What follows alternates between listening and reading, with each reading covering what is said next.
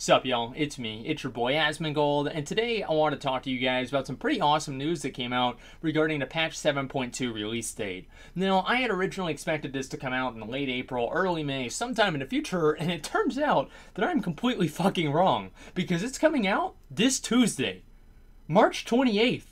Patch 7.2 comes out. They said they were going to be doing faster and bigger content patches, and apparently they didn't lie. I'm impressed, I'm happy, and I'm also a little bit excited. So I want to share that with you guys. I want to tell you pretty much what to expect in the patch, how to prepare, and also how the release date for the patch is going to affect other things in the game, and just kind of some basic stuff that you can do and be ready for whenever Tuesday. I'm still kind of in shock whenever Tuesday comes around. Now, patch 7.2 is obviously going to be bringing in a ton of new stuff. It will be bringing in the raid, but the raid will not actually be unlocked until way later on. A lot of people's expectation is that the raid is going to come out sometime in June, probably about June 20th. The reason people are saying that is that's 11 weeks from Tuesday, I think, and the campaign for, I guess, like doing the Broken Isles is 11 weeks, and also that coincides with the some sort of Final Fantasy expansion. I don't know, but so I'm pretty sure that the raid is actually going to release on June. So that means that whenever 7.2 comes out on Tuesday, the ahead of the curve, the cutting edge achievements for Nighthold, and also for Mythic Trial of Valor, and I guess Heroic Trial of Valor for ahead of the curve for Helya, all of those are not going away until Tomb of Sargeras comes out. So if you don't have that right now, don't worry, don't stress out about it. Don't try and buy a carry at the last second. You don't need to. It's not going to be out until quite a while.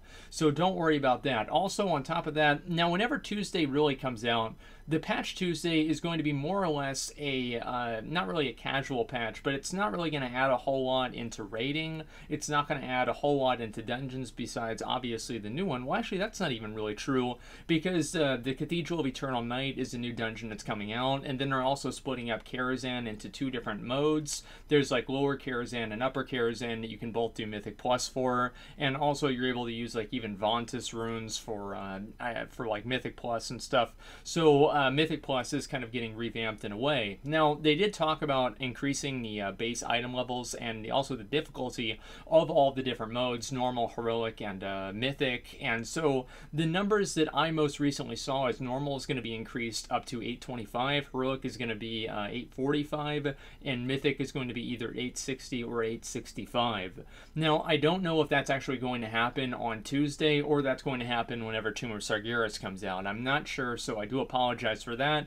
I haven't heard anything definitive from Blizzard yet.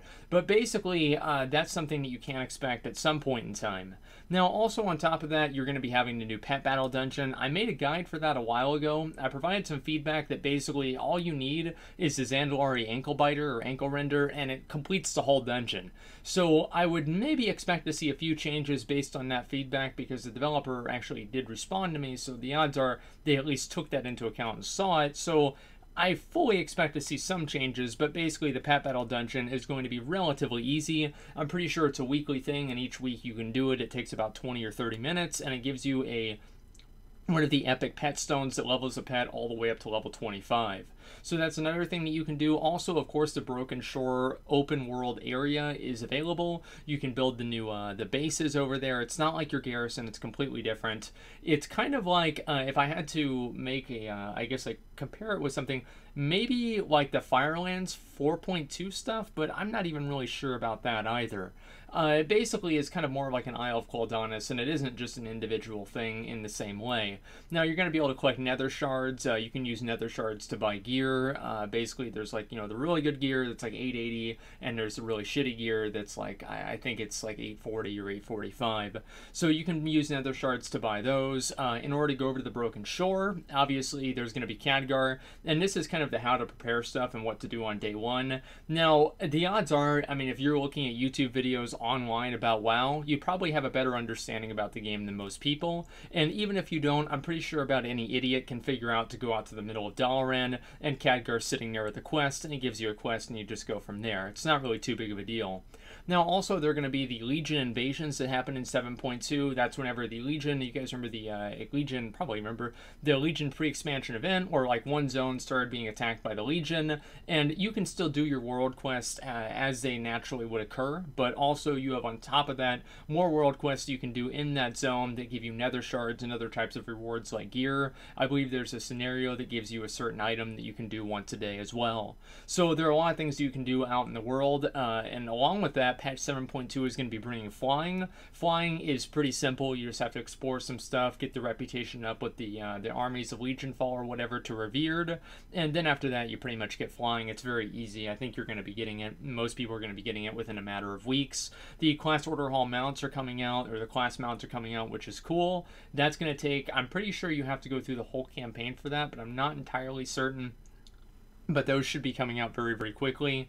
So basically what you need to do to prepare is just get a good night's sleep, log on, and go through all of the yellow quests. Now, the yellow quests are going to go through basically like all the scenarios that you do to unlock the things in a Broken Shore, unlock your artifact research above 25, and also unlock, if you have 35 or 36 or more traits, it's going to unlock the extra traits in your weapon. So just do all of the yellow quests. It shouldn't really take you all that long, and by the time that you finish with that, you should be more than good enough to go.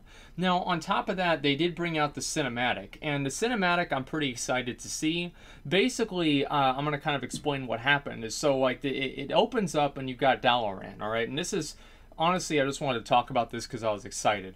But you got Dalaran, and then it comes to like the circle at Crassus's Landing, and it's got the circle of them, and it's basically like they're going to be talking about who's going to be bringing the ring to Mount Doom. It just looks exactly like Lord of the Rings, and you've even got Valen there pretty much looking and acting like Gandalf. So Khadgar's like, oh, we won. Valen's like, no, we didn't. And then, you know, we have not found out where the Legion's true masters are, and guess who fucking shows up there? It's Kil'jaeden, the red guy. So Kil'jaeden has wings now too. I had no fucking idea about that. I guess I might not have just noticed, but he has wings. And so Kil'jaeden's mad because basically the Burning Legion hasn't done anything, and he's mad at Sargeras because it's like, yo, what are we doing? This isn't working. And then he points at his planet, right, that he blew up, and apparently Argus is a planet right behind him. Not doing too well because it's all yellow and on fire, so that's not good at all. It looks like Mars or some shit, so it's not a good time over there, and we're going to be going there in the next patch, by the way.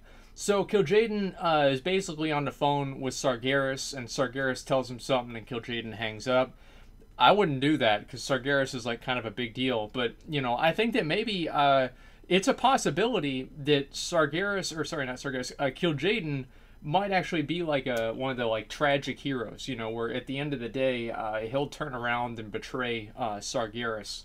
And there is a little bit in the lore to maybe suggest that, but I don't really know. I think it's definitely a possibility, though. I think it would make things a lot more interesting, but at the same time, I think that we've seen a lot of, you know, like kind of tragic hero redemption stories with Illidan and Arthas, and just, well, not really redemption with Arthas, but you guys can see pretty much what I'm saying.